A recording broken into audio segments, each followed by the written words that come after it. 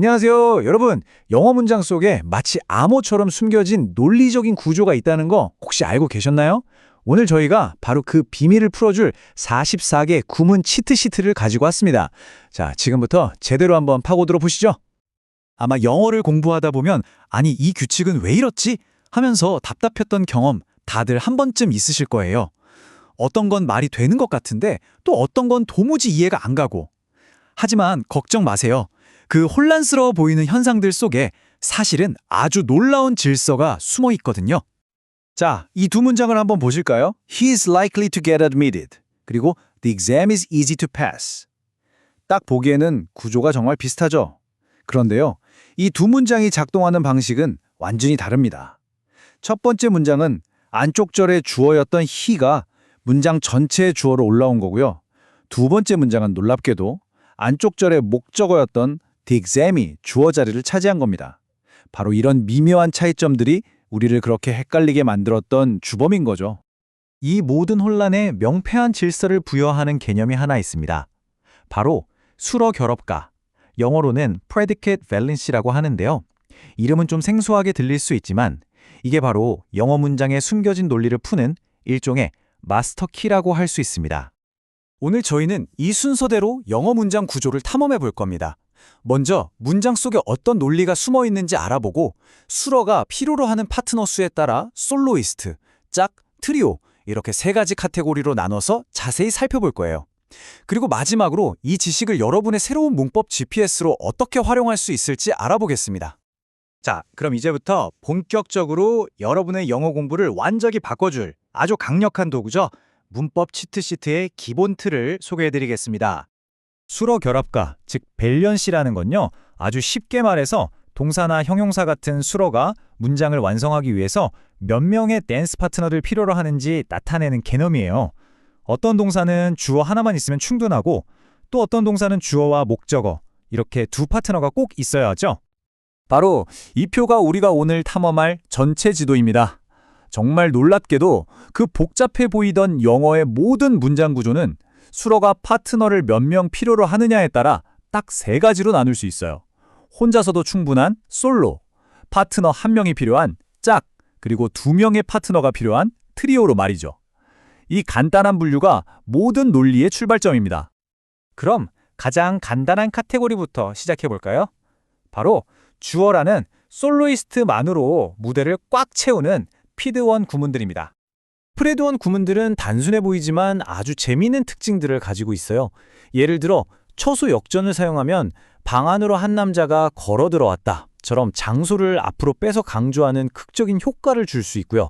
그리고 아까 우리가 봤던 두 문장의 비밀, 바로 주어 인상과 목적어 인상 현상이 이 프레드원 카테고리에서 일어나는 일입니다. 자, 이게 바로 프레드 1의 상세 치트시트인데요. 한번 보세요. 확실 유형에 속하는 likely는 안쪽 절에 주어를 끌어올리는 힘이 있고 양극 유형에 속하는 is는 목적어를 주어 자리로 끌어올리는 힘이 있는 거죠. 이제 likely와 is가 왜 문장을 다르게 움직이는지 그 근본적인 원리가 좀 보이시죠? 자, 이제 다음 단계로 넘어가 보겠습니다. 이번에는 수러가 혼자가 아니라 파트너 한 명을 꼭 필요로 하는 프레데트 구문입니다. 이 문장 혹시 좀 어색하게 들리시나요? The couch was slept on by him. 그런데 이거 문법적으로는 완벽한 문장입니다. sleep on과 같은 대면 구분의 동사들은 전치사가 동사랑 딱 붙어서 한 몸처럼 움직여요. 그래서 이런 독특한 전치사 수동태를 만들어낼 수 있는 거죠. 정말 흥미롭지 않나요? 프레드2에서는요. 어떤 보어를 선택하느냐에 따라서 의미의 뉘앙스가 확 달라집니다. 특히 제가 아주 재미있다고 생각하는 지각 동사를 한번 볼게요. I saw John cross the street라고 하면 존이 길을 다 건넌 완료된 사실을 본 거고요. 반면에 crossing the street라고 하면 건너고 있는 진행 중인 과정을 목격한 겁니다. 이 작은 차이가 의미의 정밀도를 결정하는 거죠. 프레드 치트시트를 보면 이렇게 보어 선택이 중요한 구문들이 참 많아요. 사실을 나타내는 어드미트는 이미 일어난 일이니까 동명사를 쓰고 소망을 나타내는 프레이는 앞으로 일어날 일을 바라는 거니까 투부정사를 쓰는 식이죠. 동사가 가진 의미와 보어의 형태가 이렇게 논리적으로 긴밀하게 연결되어 있다는 점, 이게 이 시스템의 진짜 핵심입니다. 이제 가장 복잡하지만 그만큼 아주 풍부하고 정교한 정보를 전달할 수 있는 마지막 카테고리, 프레드3를 만나보겠습니다. 주어와 두 명의 파트너가 함께 무대를 꾸미는 트리오라고 할 수 있죠. 프레드3의 핵심 중 하나는 주다라는 의미를 가진 동사들을 구분하는 거예요. 기브처럼 특정인에게 직접 주는 직접 전송 동사들은 to 없이 바로 목적어 두 개를 쓸 수 있습니다.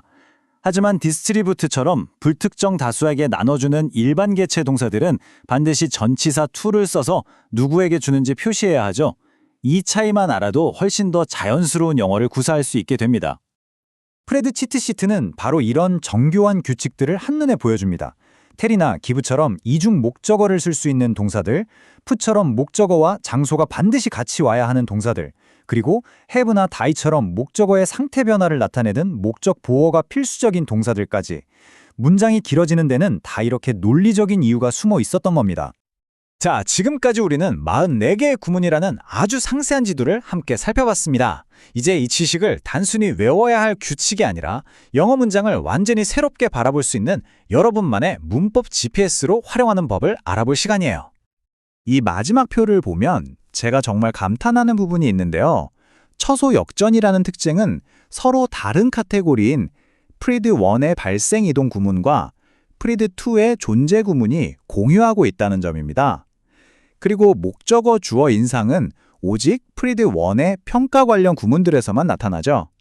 이 44개의 구문 체계가 그냥 무작위로 나열된 게 아니라 깊은 구조적 일관성을 가진 하나의 거대한 시스템이라는 걸 정말 명쾌하게 보여주지 않나요?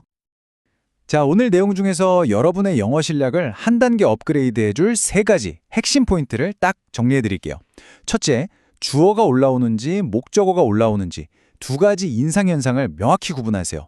둘째, 보어의 형태가 의미를 어떻게 바꾸는지, 특히 지각동사에서의 그 차이를 완전히 마스터하시고요. 마지막으로 주다 동사가 특정인을 향하는지 아닌지에 따라 문장 구조가 어떻게 달라지는지 꼭 기억해 주시기 바랍니다. 꼭 기억하세요. 오늘 우리가 함께 살펴본 이 책에는 여러분을 꽁꽁 묶어두는 복잡한 규칙이 아닙니다. 오히려 여러분을 자유롭게 해줄 영어의 논리적 핵심으로 안내하는 아주 명쾌한 지도와 같습니다.